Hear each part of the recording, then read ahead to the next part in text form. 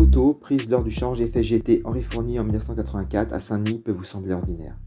Vous vous dites que vous en avez déjà vu de similaires, lors des JO notamment. Pourtant, savez-vous que sans la FSGT, les filles n'auraient jamais pu arriver aussitôt sur les tapis de lutte?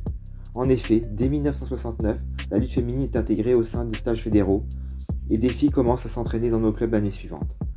En 1975, se déroule un premier critérium féminin et en 1985, le premier championnat national spécifique.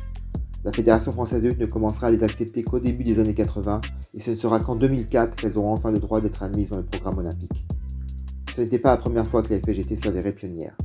En judo, dès 1964, les féminines sont présentes dans ces compétitions et, en 1972, la toute jeune Catherine Pierre gagne le premier titre fédéral.